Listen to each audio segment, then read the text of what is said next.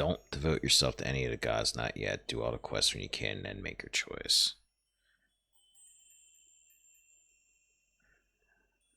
So I have to know the right words to say here too, don't I?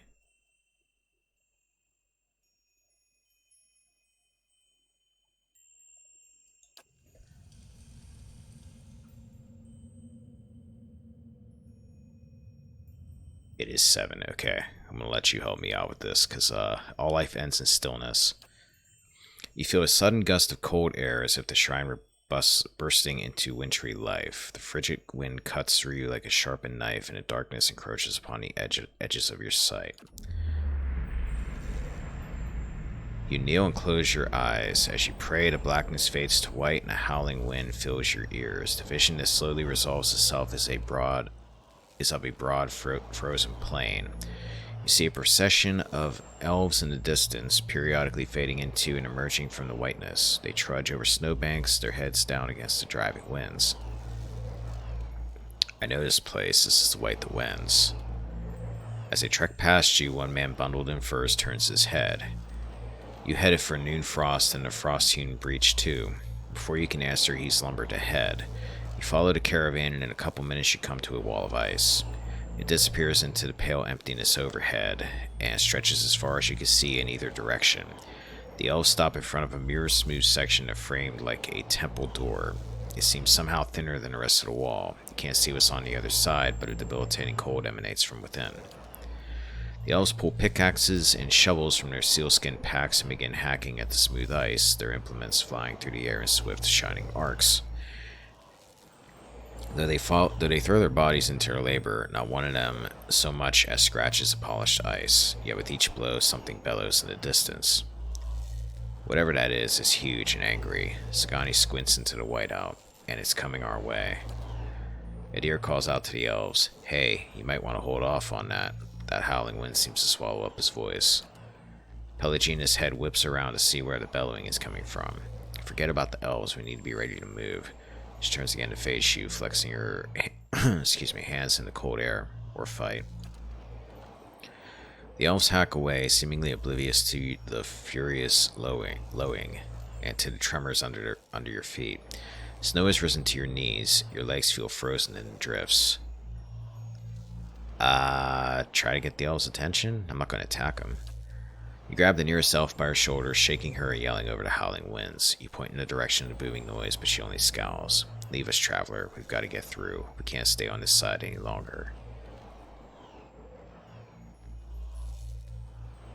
You haven't even chipped the ice.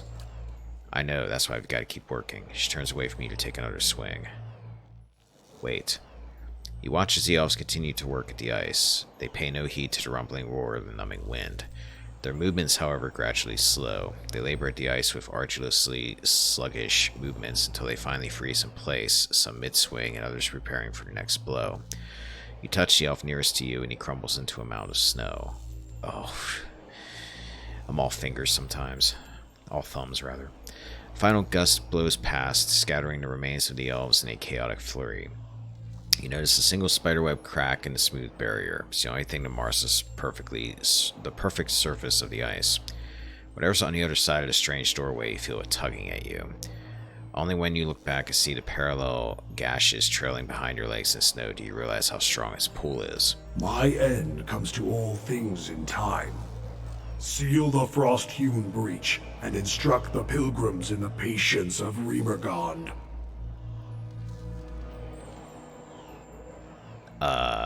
Plug the hole with... I'm not putting my finger in there. Plug the hole with a handful of snow?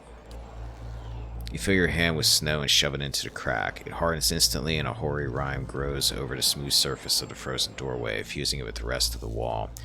When you take your hand away, a perfect crystal of ice remains in your palm. As you examine the crystal, the vision around you fades, but the unmelting shard of ice remains in your hand.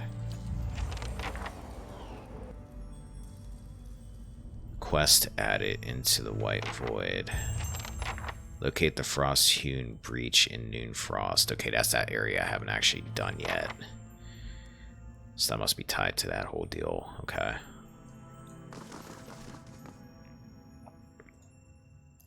Piercing ring fills your ears as you near Whale Shrine. There is no other response.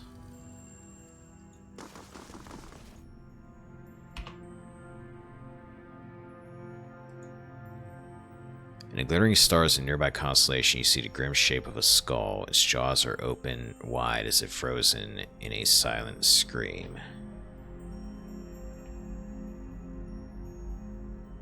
There's a reason I like Rimgand. He is the god of oblivion of the coming end. However, he is unrelenting. He has decided on an end time, and he won't hasten it nor slow it down. He will not go from his determined path, nor will he break in agreement as long as the circumstances are extraordinary.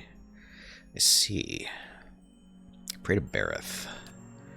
You kneel before the shrine and prepare to recite the ritual words. Well, she's all about death. I'm gonna bet hers is there is life in death and death in life. Ah, got it. I was right. There is a rippling shift in the air around you, as if some unfelt wind has changed, bringing unexpected warmth. You feel the peculiar weight of an unseen presence and of eyes upon you. You kneel and pray to Bareth. Even while your eyes are closed, you see a road that seems to stretch on forever. The stars wheel overhead in a clockwork rotation of constellations, just disappearing over the horizon to your left only to rise on your right. Try to make out the details on either side of the road, but your eyes can't seem to focus. One moment you think you see a meadow blanketed with mist, and another sheer canyon walls. For just an instant you can see waves lapping at the edges of the road. Were you to step onto the shifting landscape, you feel certain you would only end up back on the road. You notice as a vision, excuse me, but the packed dirt feels firm beneath your feet and the night air cool on your face. You are walking. Your feet seem to carry you forward of your own accord. Something looms ahead of you. As you get closer, you see two stone figures that look strangely familiar. The two faces of Serono, what we call Bareth. She shudders slightly, her feathers ruffling as she peers at the figures with apprehension. You remember the door to Cleobon Relag and the two figures carved into the mountain next to it. One looks vaguely male and the other vaguely female. Only a thin layer of flesh covers their skeletal bodies, which twist to face the doorway between them. The doorway, however, is not what you saw in the ruins. It's a skull, gaping and jawless, and as you look on, its open mouth seems to grow. The arms of the two stone sculptures are swept towards the mouth, inviting you in. Enter the mouth. The road continues through the maw to another shifting landscape surrounded by stars. As you pass through it, you see an identical doorway in the distance. A dwarven man stands near it, unmoving. You turn and look behind you, only to see the skull gate you just passed facing you. An elven woman waits in the road. Like the dwarf, she stands still. Let's check out the dwarf, I guess.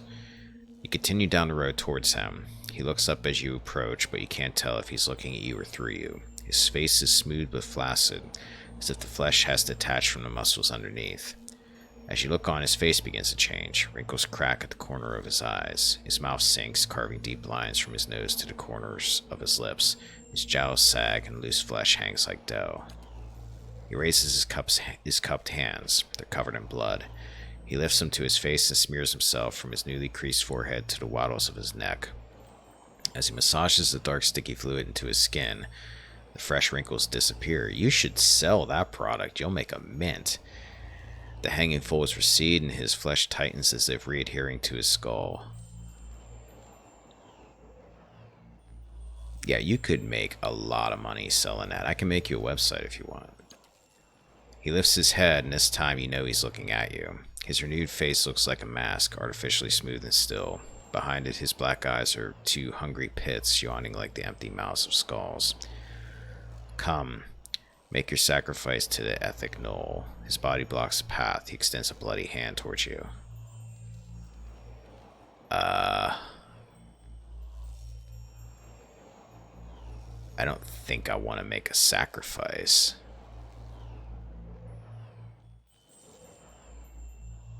Like, what the heck would I sacrifice? Turn or run.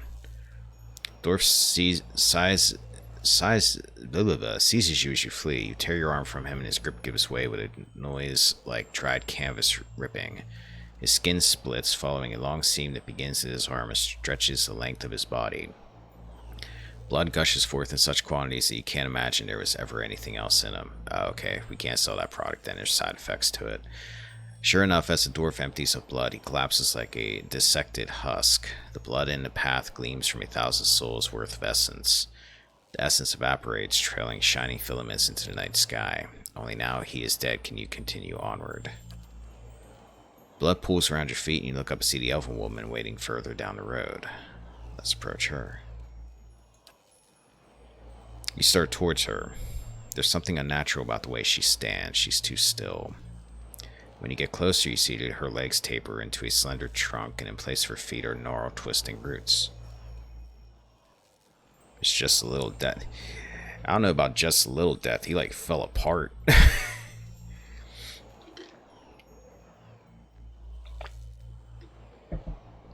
Like, that was a pretty big death. That was a messy death.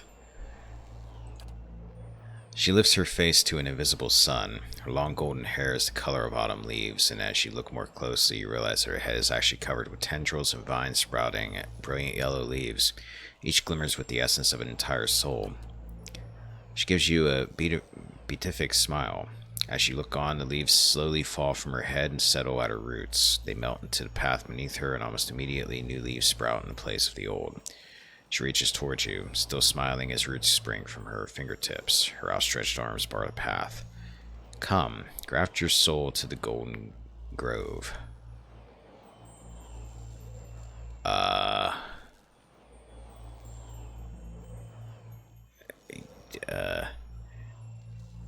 Let's run. Is that like the whole, devoting yourself thing you were talking about if I take her hand?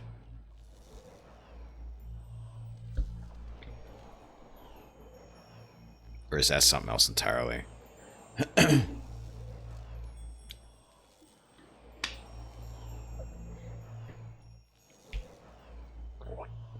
It'll be really obvious. Okay. I'll take her hand. Let's see what happens. Her roots twine around your fingers, and as they do, they grow rigid and cold. Her outstretched arm petrifies, and as a rough stone bark overtakes her flesh, she can only look on in horror. You break away from her brittle grasp. Her feet are rooted in place, but she twists and writhes as if trying to flee her own dying limb. Petrification reaches her shoulder and spreads down her body, freezing it in a painful arc. It creeps up her neck as she throws her face skyward like a drowning swimmer. The grayness covers her face, freezing her gasp in stone. Now she is still and lifeless. You can continue past her. Oh, they'll verbally tell you, okay. Only the golden leaves on her head remain untouched, and as you watch, they fall one by one to the path below. They shrivel as the shimmering essence fades from them. A voice echoes along the road, barely more than a whisper on the breeze. Return them to the wheel. You lift your gaze and see the skull gate ahead of you on the path. The candles of Tyr Everon wink through the open mouth. New quest, Servant of Death, and the lives of the two figures from Barrow's vision.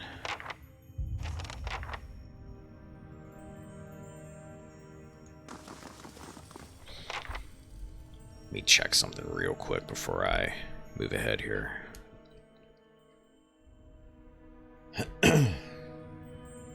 Let's take a look at this text real quick.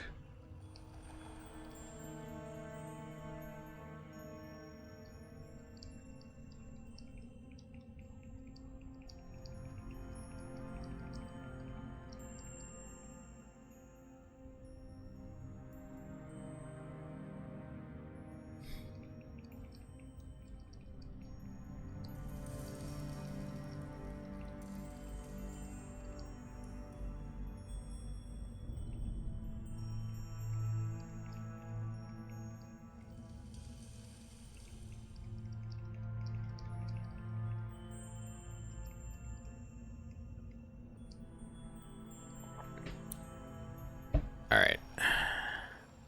Save it. This shrine sits before a bright constellation, its stars forming the oval shape of an egg. A pair of wings sprout from the egg, stretching out to either side. Pray to Hylia. Step before the shrine and prepare to recite the ritual words.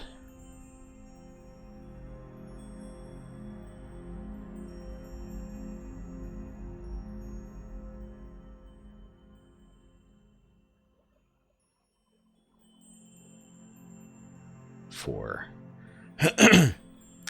Someone I was leaning towards. Your words seemed to ring in the air, your voice rendered melodic and lilting by some unseen art. You kneel. While you pray, you feel the space around your body shift and melt, and you find yourself in a vision of the mountaintop temple. Yet you see neither worshippers nor a dragon, but a tree. Its limbs wrapped around the perimeter of the temple, tapering into twigs and branches of all sizes and angles. They seem too long and too numerous to be held up by the meager trunk, but they hold steady in the breeze. A single sparrow lands on the nearest branch. It watches you. Throw a rock at the sparrow, jeez.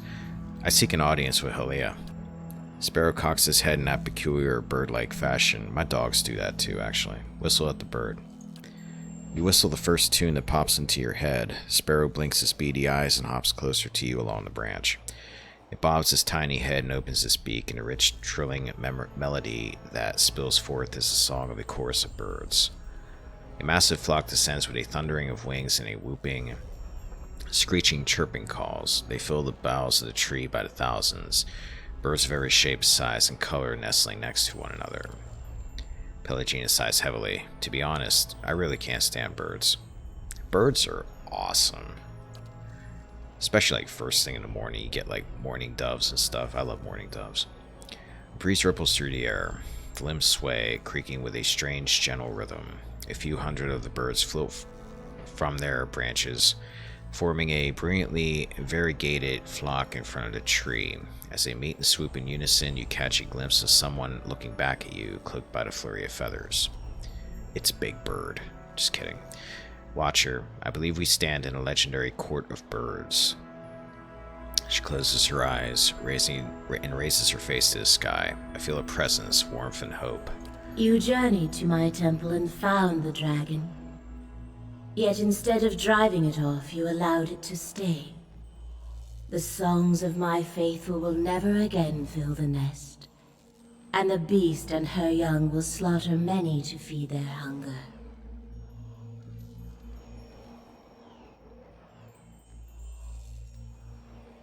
Dragons, like your birds, are creatures of the skies. Every life bears a cost.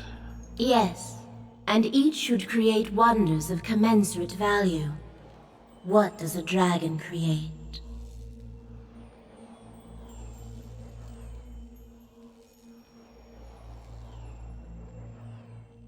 More dragons. Big dragons create baby dragons.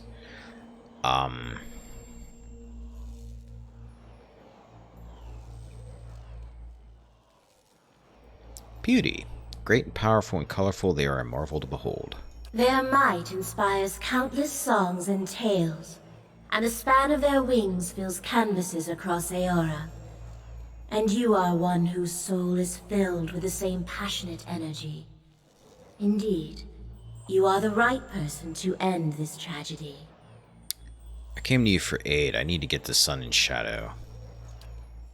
Birds return to the tree and nestle amongst their peers. The breeze ripples through the branches again, carrying the goddess's voice. Yes, but not only to stop Theos, to undo the tragedy he has wrought. The grieving mother rocks on her feet. There is a way, Watcher. There is hope yet. Birds all over the tree begin to chirp and sing, and in a rise and fall of their voices, Halia speaks. Theos acts, but is moved by another.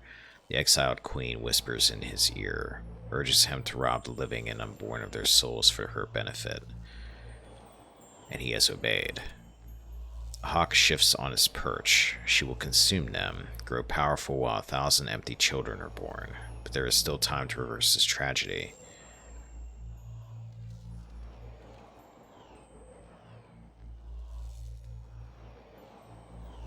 Why would Woedica do this? A pair of eagles shriek. Because she prizes authority over mercy, laws over kith. She values the souls of mortals not for the beauty they create, but for what they can add to her power. The wind blows cold. She fears animacy. She believes that mortals may use it to usurp the god's power, her power. She cares nothing for the innovation of kith, and how could she? She gives commands, not inspiration. Sounds like Theos has collaborated with her for a long time. You know already that he has lived many lives. In each it has been her voice in his ear, guiding him to serve her ambitions, urging him to protect her interests. Melody of the Birds grows mournful, and each of his lives has been one stanza after another in a song of devotion to the Oathbinder. How can I return things to the way they were?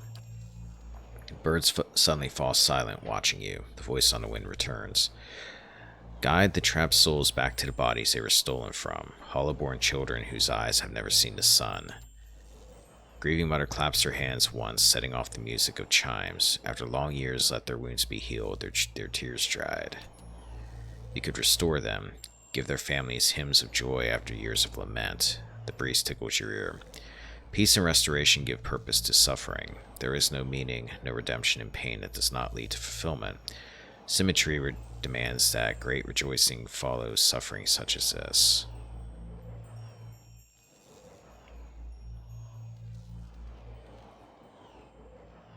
I'm not sure it's possible to truly wait.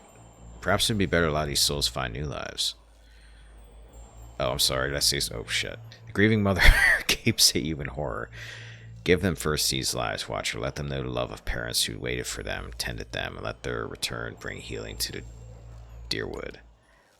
How could they continue to another when they have not fully lived this life? Okay, I guess that makes sense. To pass them along to another now is cutting a stanza from a poem, a verse from a song. Thank you, Aleah. I will continue to Sun and Shadow. When you reach the Burial Isle, you will find souls there that I have granted reprieve for their sins. I give these to you, for only they can bear you to safety on your journey down. And when you face Theos and the rotting fruits of his endeavors, remember the conversation we have had. In that moment, you will have power rivaling a god's. And after it, you will live in the world that you have chosen. Sounds sweet. Choose Restoration, Watcher. Return the souls to the bodies they were stolen from. Swear to me that you will do this, and I shall give you power to make even Woodica quake. I can be merciful and terrible, Watcher. Excuse me. Grieving mother's eyes are fever bright. Watcher, this is the hope I have held to. That the children of the Dyrwood might be restored, their families healed. Let us bring Aleah's restoration to this country. I have no problem with that. I swear to return the souls to the hollow-born children of the Dyrwood. And I shall remember. Dark wing snaps shut, a tiny sparrow floats to your shoulder. It tilts its head back and opens its beak, and the song it spills forth is like nothing you've ever heard. Melodies at once. No, don't. It's cool, I can reload it. Wait, I'm not done with you.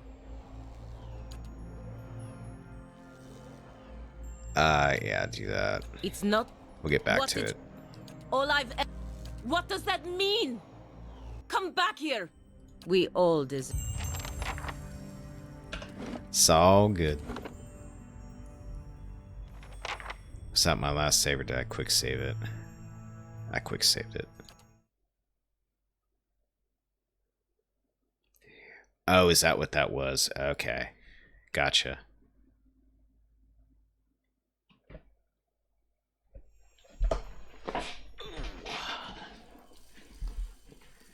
At least now I don't have to read it again on the redo. Seek an audience. Whistle. You journeyed to my temple and found the dragon. Dragons. Yes. And each beauty. their might inspires countless Need to get songs. Sun Shadow. Yes. Why would it do this? Sounds like they've collaborated. Return things. Thank you, I'll When you return. reach the choose I would hear what the other gods have to say first. Wait, I'm not done with you. Birds wheel and pivot, showing a flash of pale feathers. Who is this that speaks in anger? You owe Pelagina some answers. There is a pause as birds settle on the branches and regard Pelagina. Questions flutter and circle in her mind. Let her ask what she will. It's not often that any of our kind get the chance to speak to their... What should I call you? My mother? Father? Those words seem to fall short and yet be too generous, given our history. Birds cock their heads, craning and twisting their necks to look at one another. You're angry with me. What did you expect? Should I be happy? To be like this? To live like this? What kind of creator does this to her creation and abandons it in a world this cruel? And should I have plucked you from your home, wrapped you in my wings, and brought you to a nest like this one, some tranquil and harmonious place far from the war chants and battle dances you love so well? A hawk shivers, ruffling his feathers. Tell me what you want. All I've ever wanted from any of your kind is to take some responsibility. Any responsibility for what you've done. To us. To every one of the children you've abandoned. Birds flap their wings, rising from the branches. You are a song of ferocity and one I love well. I hear your fervor and your rage, and it is music. Your prowess and valor leave a trail like a tapestry upon the world. I would not dampen your song, even with the comfort of my wings. What does that mean? Come back here! I'm sorry you didn't get the answers you were looking for, Pelagina. You deserve better. We all deserve better. Yes, we do. Her shoulders slump in resignation. Alright, fix that little issue. Save it again. Quest updated. Trials of Durance. Talk about... Okay. Hold up. Let's talk to Durance in a second. Let's level up Pelagina. Behold the Martyr. Targets a fallen ally, creating pulsing beacon over them and increases the speed and damage reduction of nearby allies while decreasing the speed and damage of nearby enemies. Beacon disappears if the ally is revived. No. Abjuration. Force the will, Paladin can destroy any spirit or summoned creature below the Paladin's level. Spirits and summoned creatures equal to or greater than the Paladin's level take raw damage once per encounter. That's a single enemy. Sacred Immolation. Paladin focuses his or her faith and self-immolates in blue flame. Each time the ability pulses, Paladin takes a small amount of raw damage, but enemies in the area take burn damage. Yeah, I don't want you taking raw damage. Healing Chain. Targets a single ally for healing, but the effect continues to jump between allies up to 6 times. Once per encounter. I think I'm going to take that, actually. Healing Chain. Inspires urgency in Paladin's allies, increasing attack speed. Passive, that's... I saw that before, that didn't make me too excited. Go Healing Chain.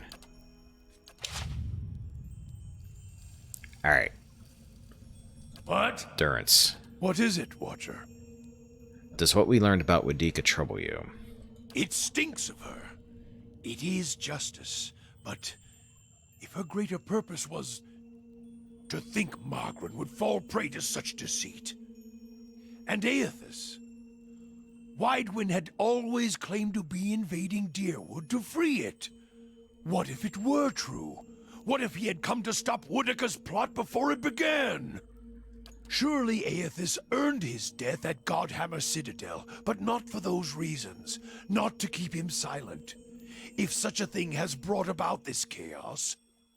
Durance tilts his head as if listening to an inner voice. Then he frowns, a frown deepening as he speaks. Must we always be tools of gods? If Woodika and Margrin, if they are the cause of this, the Hollowborn, if the purges were never necessary, if Aethys was fighting back...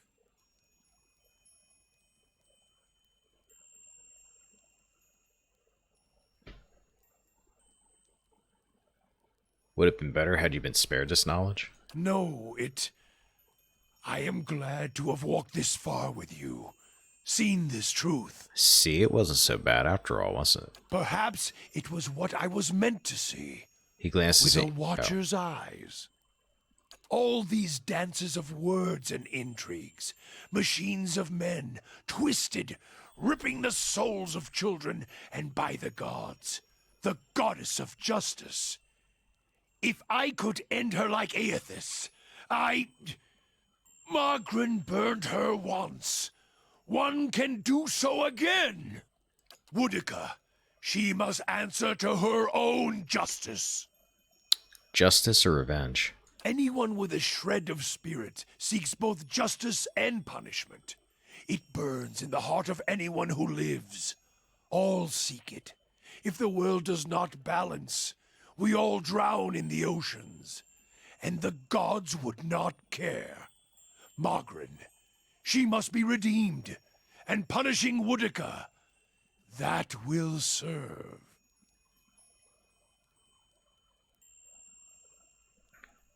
Margren was allied with Boudica. She tried to kill all the makers of the Godhammer. Is this some final joke at my expense? To test my faith further? And why would you think that, Watcher?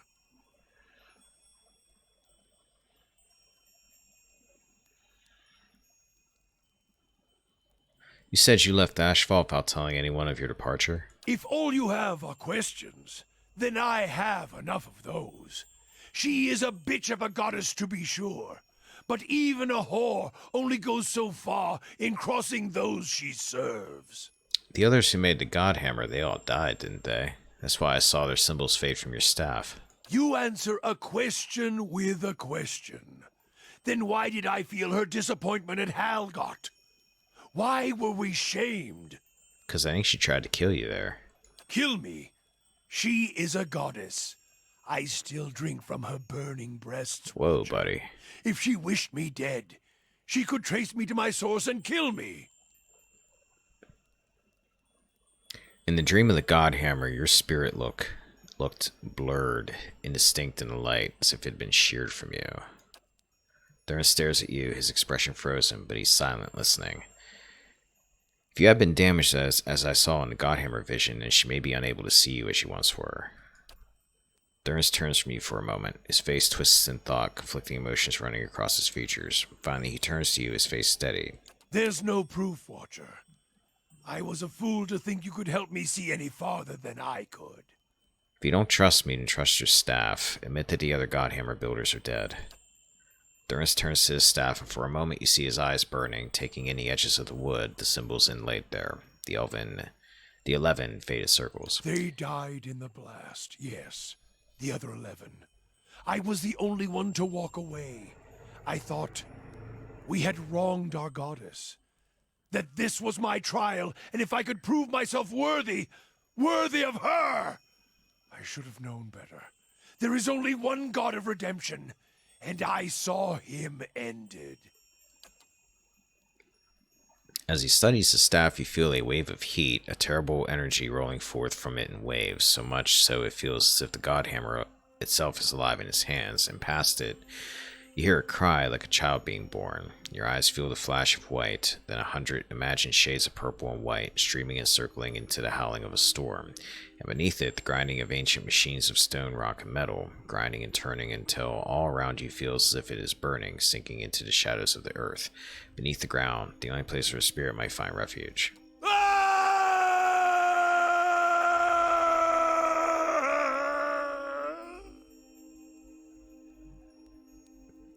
Damn, dude. When your vision clears, you see Durin's, his hands clutching the staff, and his eyes are bright, burning red. Atop the staff, the flame burns cleanly, brightly. As his gaze burns, he rips his gaze away and howls, a bellowing, horrid howl like a wounded animal, and sweat pours down his brow. Durin, we can make this right. To think I served her, I followed her. Now I shall serve no one. Boudica's lies must be answered. And now it seems I must take fire and war from a goddess's false claim as well. I still take from her strength as I did, for as long as it lasts. For I shall not cast her aside yet, until I have drained her dry and had my fill, just as she intended for me. That's good, because you're a very useful priest. For I have learned one of the lessons of the faithful. The faithful may wound a goddess greater than any enemy. A purification is coming, and this fire shall consume them both. Let's continue on. Ooh. Finally, we finished up Durrance's quest. Hey. We are, in fact, getting a lot done today. I feel accomplished right now. Save it in case some other thing happens here. Before the shrine sits the constellation of a snarling hound, fangs bared, prey to Galawain. You kneel before the shrine and prepare to recite the ritual words.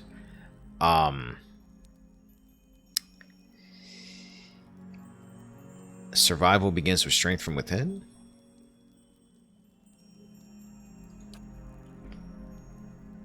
I was right. The air around you stirs, and a gust of warm wind blows across the back of your neck. You catch the faintest smell of wet earth. As you kneel in front of the shrine, you feel yourself pushed forward. You catch yourself on your hands and knees, feeling warm, damp ground beneath them. Looking around, you find yourself crouched in a clearing in the middle of the woods. The smell of dirt hangs heavy in the air. You feel certain this is a vision, but the hairs on the nape of your neck still rise. Something leaps from the bushes. You find yourself pinned on your back and staring into the amber eyes of a massive hound. The beast looks at you. Gleaming fangs protrude from the sides of its mouth. Its nose twitches as it inhales your scent.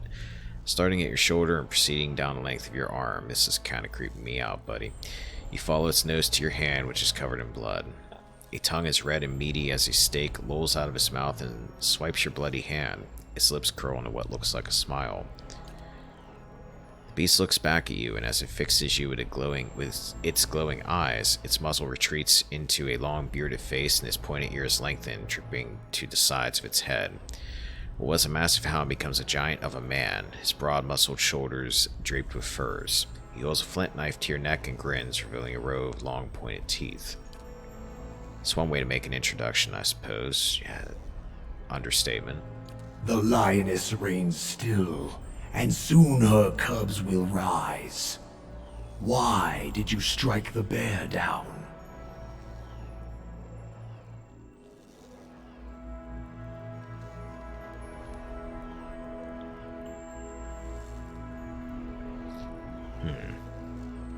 If Ornos could not seize his victory, he did not deserve it.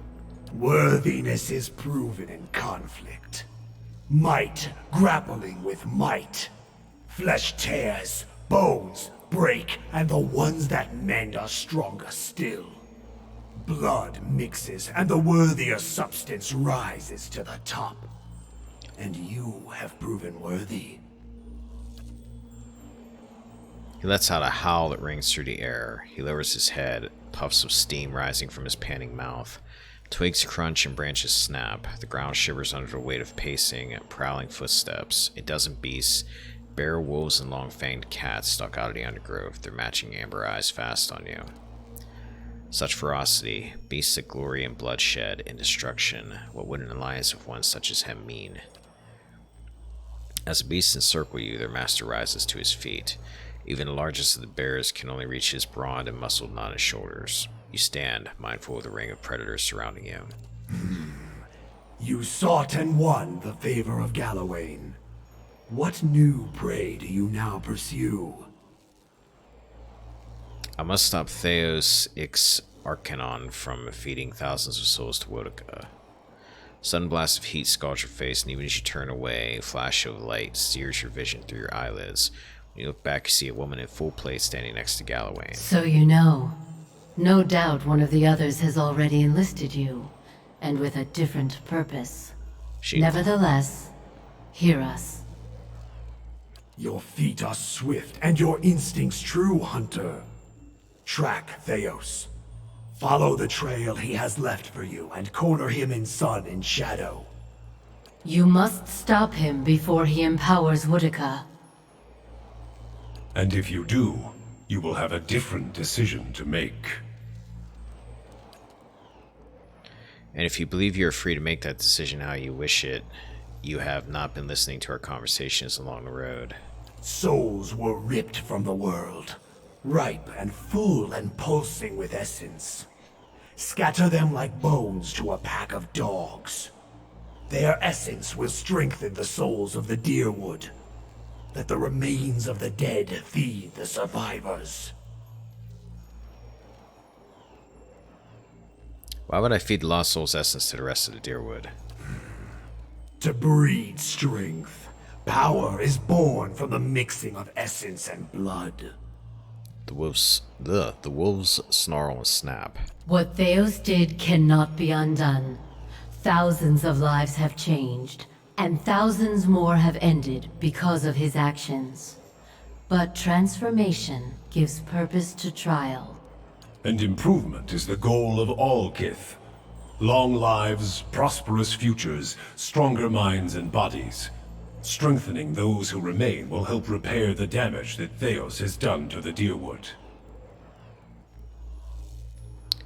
Now I've got to find Theos. And when you descend the pit to Sun in Shadow, you can count on our assistance to see you safely through. As I hope we can count on yours when you reach the bottom. There are many souls upon the Burial Isle that are sworn to serve us. They belong to you now, and they shall guide your descent. Durin's face is grave. Beretta promises of a God Watcher. They are binding, but only in one direction. The beasts grow restless, pawing the ground and eyeing you with renewed interest. The bear sniffs at the ground next to your leg. Once Stelgar skulks into the circle, his amber eyes glowing. Galawain hurls his knife between your feet, sinking it to its handle. He raises his empty hand. Hunt him, mortal. And when you stop him, let the souls he has captured feed the Dyrwood. Strengthen the souls of those who remain. Prepare them to face the challenges that will follow. Pledge that you will do this, and we will grant you a power fit for the finest warrior who ever lived. Betray us, and my beasts shall track you down. Our allegiance is not to be accepted and cast aside. I want to hear what the other gods have to say first. You won't trick me like Halia did. Consider and calculate, but decide. Galawain's hand falls, and a growling pack lunges into the circle. Vision vanishes in an instant, returning you to Tir Everon, where burning candles replace the glowing eyes of Galawain's beasts.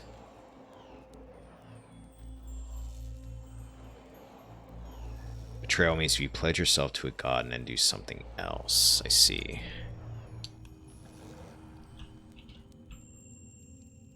Alright then. Nothing happens when you approach Woodika's shrine. So that's all of them then, I think. Went there, and went there.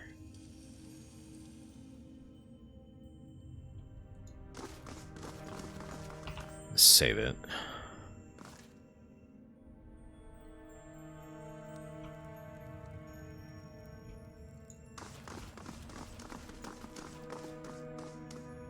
And I still can't go that way, so I probably have to devote myself to somebody before I can go in there then, right?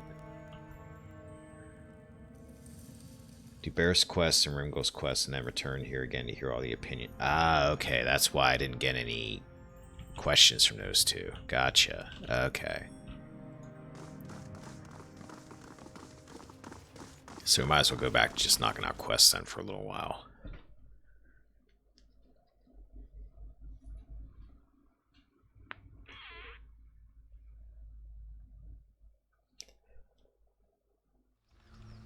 I think I'm gonna pause this for a bit. Run my dogs outside, stretch my legs real quick. Be back in about 10 or 15 minutes or so, depending on how long it takes them to do whatever they're doing. They're really quick. Oh, hold up. Stop right there!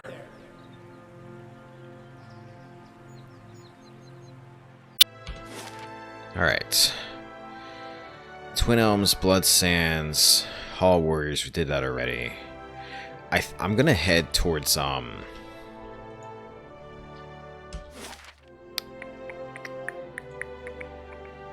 Old Song. I think that's where that Ice Temple horn, whatever it is at. Oh. You're in the wrong city, Inquisitor. Oh, I forgot about this. Did you think you wouldn't be recognized here in your old home? I've seen your trials with my own eyes.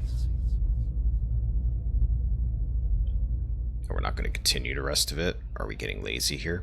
I have seen you light pyres with good people tied to them. People I've known many a year. He seizes you by the throat and your airway tightens. Whether real or imagined, you cannot tell.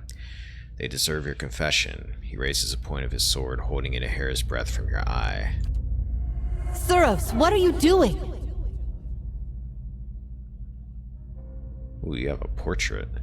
Startled, the soldier releases you immediately and turns to face the speaker. A woman in a plain wool tunic, fully a head shorter than he, but somehow seeming to tower over him. You've seen this woman's face before, but from afar, bloodied and burned as she lay stretched across an iron wheel. At the moment it is marked only with concern. An assassin sent by the Inquisition, my lady, daring to approach our camp. If he is so poor an assassin as to approach an armed guard in daylight, I should have nothing to fear. Hey, see? You wouldn't be expecting that to happen. I would hear what this man has to say. She stares him down until he can no longer face her. He turns away, sour-faced, watching you through sidelong glances, his knuckles white around the pommel of his sword. Do I know you?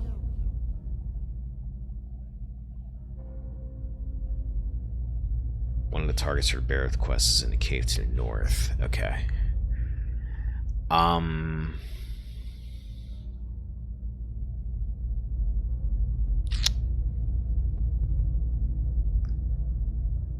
So I can lie or I can tell her the truth. Grand Inquisitor...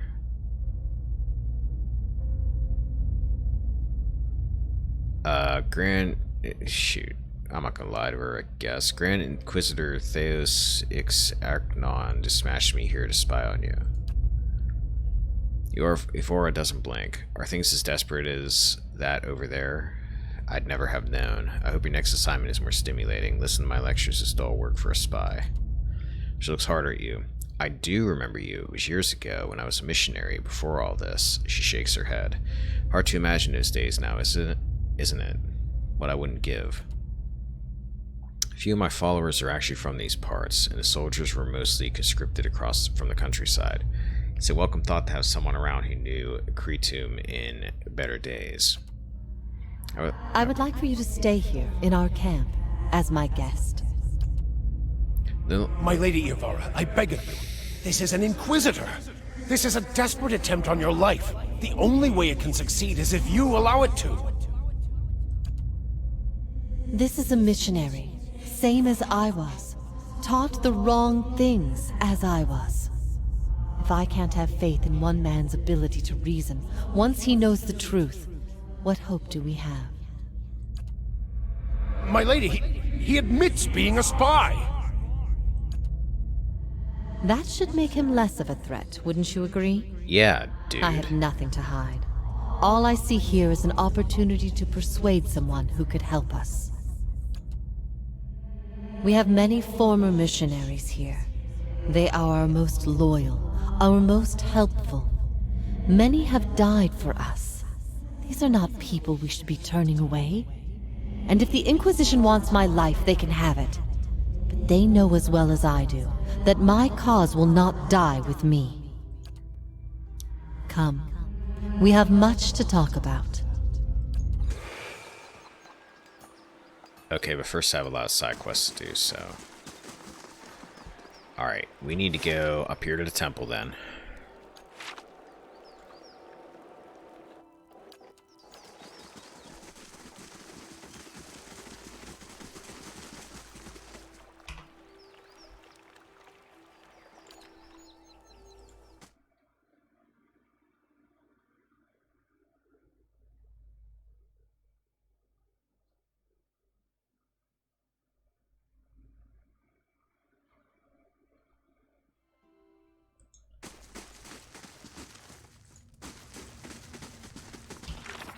So tell me who these people are.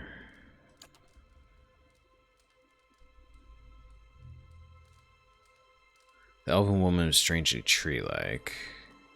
The dwarf had an eerily ageless face, and he seemed to renew himself with the blood of others. Okay.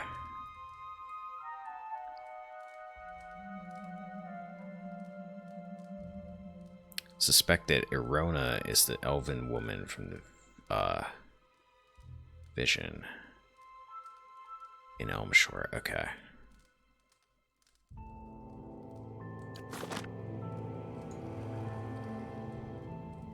Goros watches you approach without betraying any emotion. Be welcome, Estremor. They suddenly flex. Estremor. The dwarf holds his fist in tight grip. Your kin doesn't come here to share with tribes. What do you want? Tell me about the Ethic Knoll. Our order has thrived for generations. Before we came in Twin Alms, our rights fed the lands of the Eastern Mountains. Now we share our blood for Irglanfath. Okay. Probably ain't you, because I don't have an option. My detective skills tell me it ain't you. Talon. Keeper. Probably isn't just a random keeper either.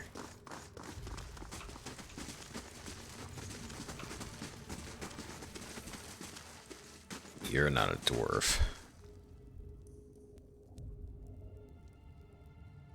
Wait, did I talk to you before? Because you're acting like I haven't. The petitioner before you is swaddled in loose-fitting robes. Her hair is greasy and matted. A gloss film of sweat and grime coats her exposed skin. She has the swollen features of pregnancy and missing several... Oh, wait, no, I did talk to you. Are you feeling well? I remember you. You were pregnant and odd.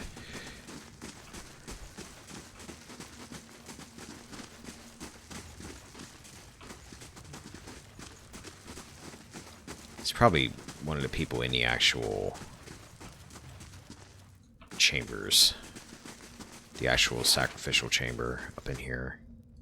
That's my guess.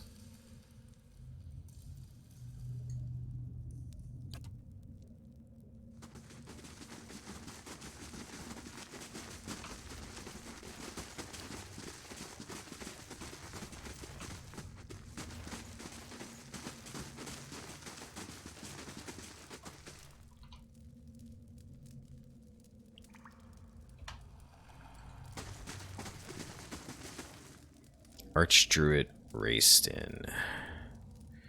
It's probably you because you have a whole bunch of people around that I would probably have to fight, including this guy who just happens to be holding a bow.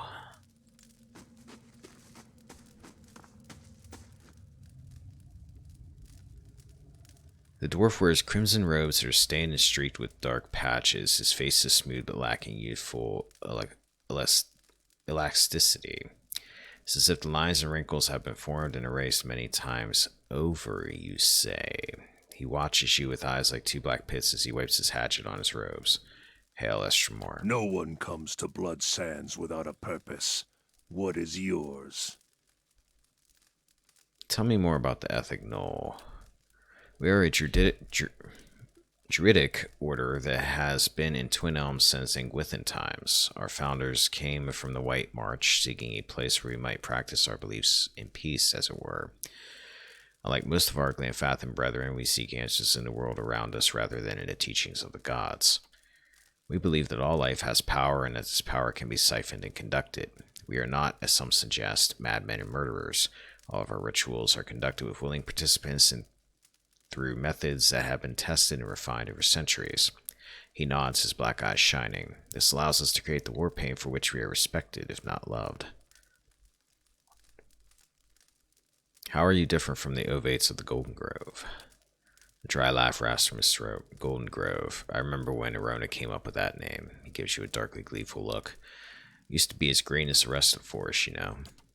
We're more similar than we'd like to admit, than they'd like to admit. We both believe in achieving power without the double-edged aid of the gods. But their fantasy is pure creation, something from nothing. They blind themselves to the fact that all life, from the mightiest dragon to the slimmest blade of grass, requires death. And the greatest end requires the greatest sacrifice.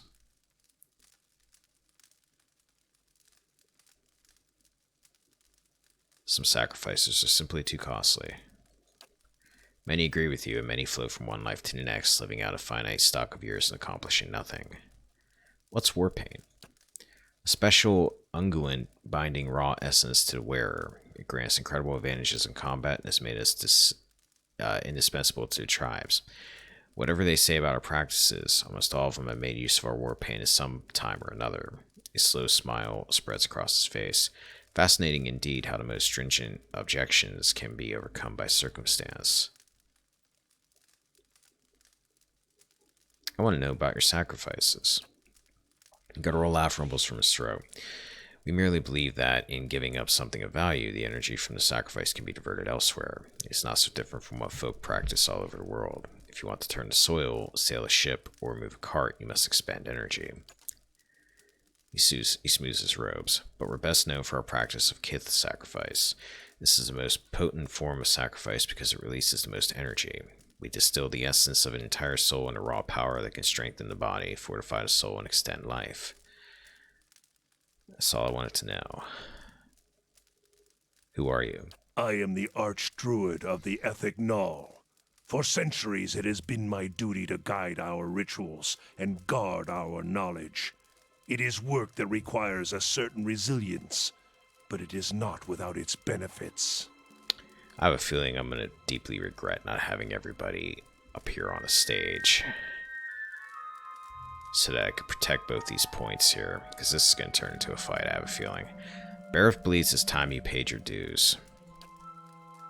Resting grunts. Then he can descend from his mighty pantheon and tell me himself. Actually, that's why I'm here. Since when do the gods send mortals to collect? You're much too talkative to be the usher. This is the trouble with deities. They meddle in a world that they don't even inhabit. I hope they've promised you something better for your next life. Oh, yeah.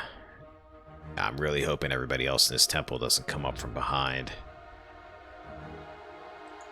Well, Liquid, go after him for the moment. You're not in a place I like you to be, but... Adir, go right there. Pelagina, go after them. Durance,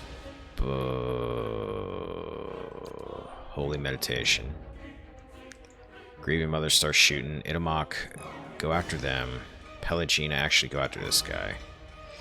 Sagani, go after him.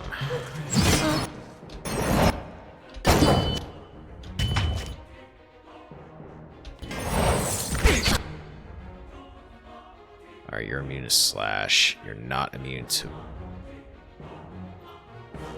blunt. That's good. Alright, Durance.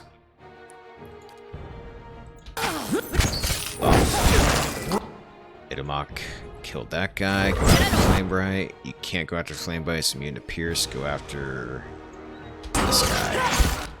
Scani, go after him. Deer, take him out. Alright, good. Durance, go help with the Flamebright for the moment.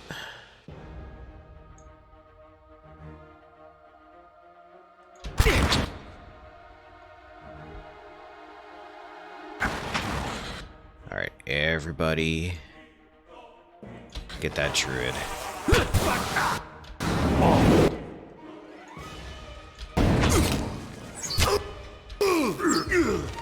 Alright, good, he's dead.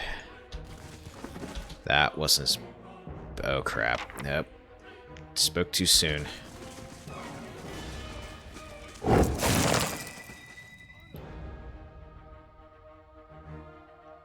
Where are we at? Something's coming.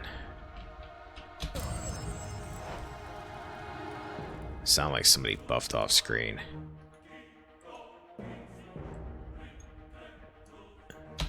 Arthur! Earthen rock!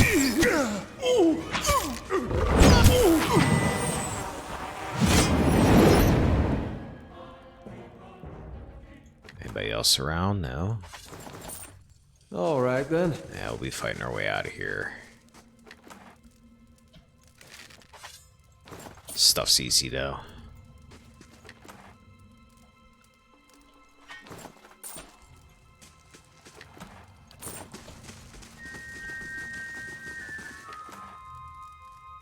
There is no way to get around this. I was wondering. Purgatory, unique saber. Plus 20 damage, plus 20%, or 20% of damage restored is endurance.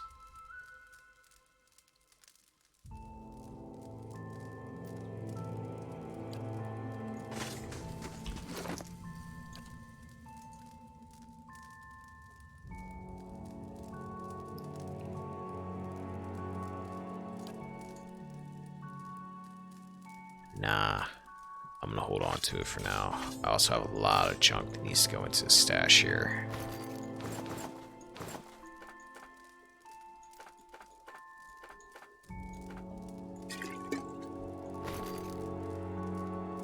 That'll work. Hey.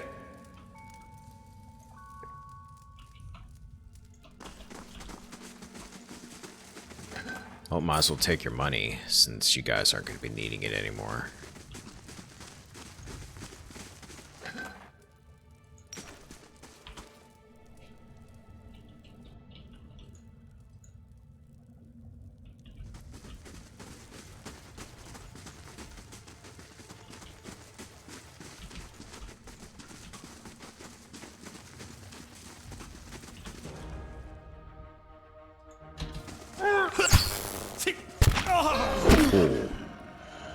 Hey. You guys were not apparently trained in the combat arts. Of course.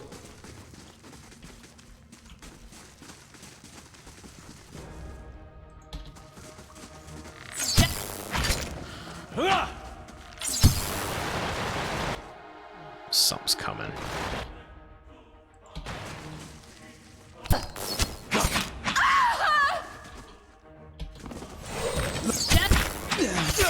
Lover. Beyond. Sick.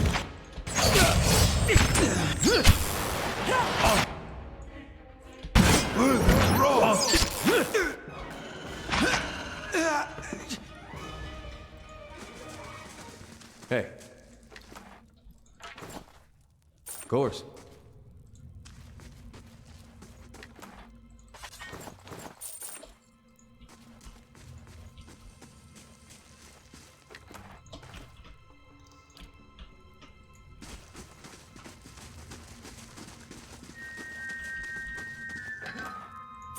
Lots of money in this place.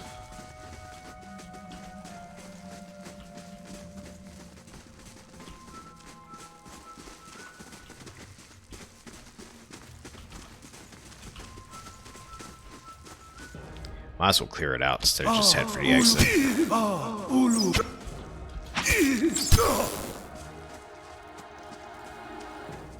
Wouldn't want these fellas coming after me later.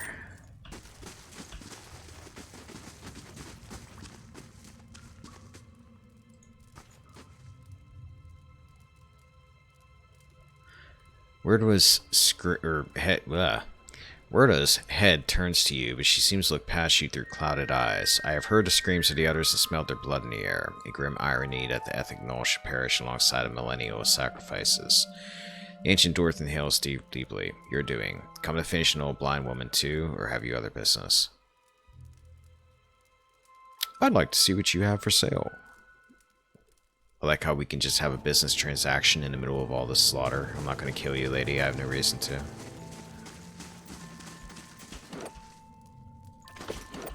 Oops.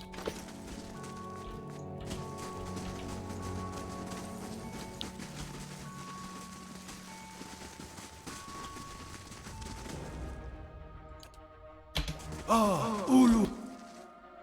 Grieving Mother and Sagani. Channer.